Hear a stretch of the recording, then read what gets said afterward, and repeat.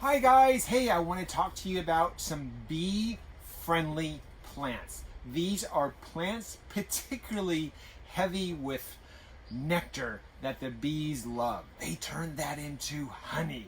Um, so let's go down the list pretty quickly because I've got lots of plants to show you, lots of flowers, so bees love flowers. Hey, so June hosta. This one is a hosta. And also, by the way, I want to show you some really easy care plants, particularly hosta. This is called June hosta, which is hosta of the year. In the dark, in the shade, you get lots of greens. This is a nice bright yellow in there as well.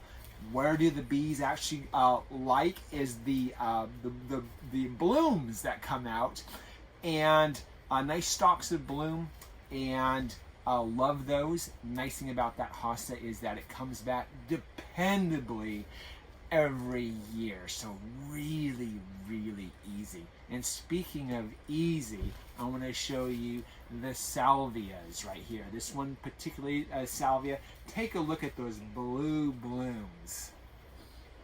Bees absolutely love this plant. It's a very dependable, easy plant in your garden.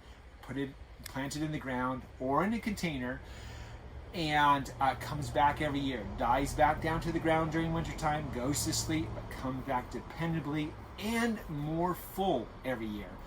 All these blooms throughout the season can be sheared back and they'll rebloom. So a nice bonus to that. So this particular one's called Swifty Violet Salvia.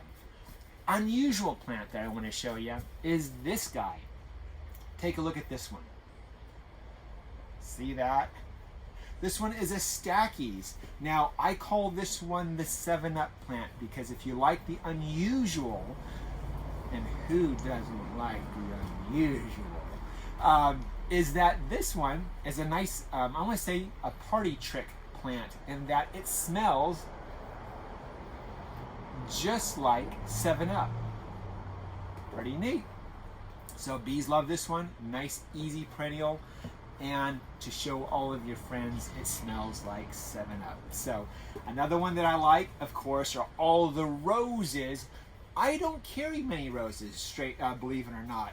But take a look at this rose. So the neat thing about this particular one is that it has a variety of colors in them. This one's called Morning Colors.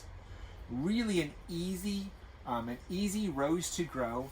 And I love the name of that one, Morning Colors, because if you're a morning person, it's a great one to wake up to, see the roses in there while you're sipping your latte. But if you're not a morning person and you never want to see the morning, this is how morning looks like. So you have a reminder even when you miss the mornings. So another one I like to show you that's also really, really easy, excellent in containers too, are all the heucheras. They're also named coral bells because of these bloom stalks come up nicely. Now, heucheras are amazing plants in that there's so many shades of color. So there's some deep dark burgundies. This one's called Obsidian. This is probably the darkest heuchera that you'll find out there. Just really deep, dark burgundy, almost black leaves. So really neat to contrast out some bright foliage. But it has those bloom stalks that bees love. Also really easy to grow, and they're evergreen. So even during the middle of winter, they still look that good. Now, for those of you who really like cut flowers, I've got a neat one to show you.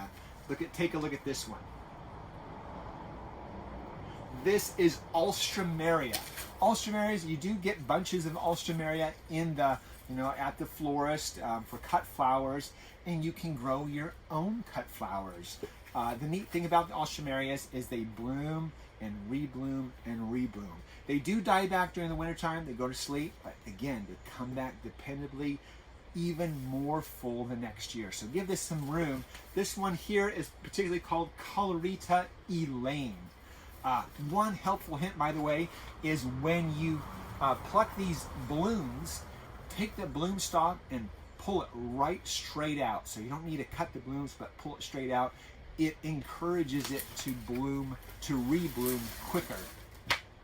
I'm going on and on, but I want to show you a shrub. For those of you who want a nice dependable shrub in their garden, this guy right here, this is Escallonia. This one, I want to say, is one of the longest lasting bloom shrubs there is.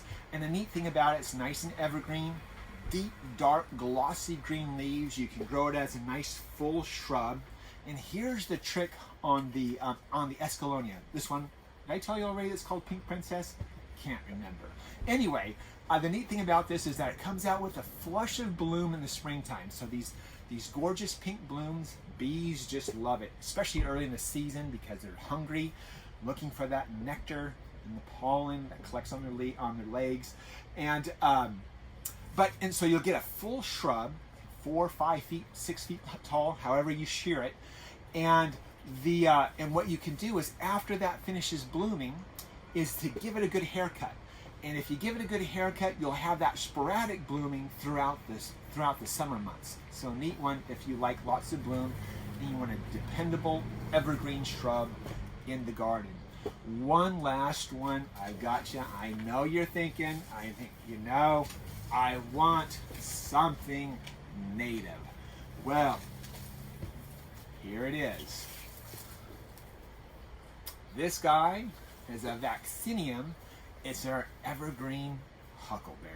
So if you want to pick some huckleberries later on in the late summer, fall, this guy might be your bet. Neat thing about it, it's also good, by the way, in containers. So so it blooms this little white bell-shaped bloom. Let me see if I can't find one here. Right there at the very tip. I don't know if you can see that little bell-shaped bloom. That bell-shaped bloom bees love, and then it turns into that little huckleberry, so you can make a huckleberry pie.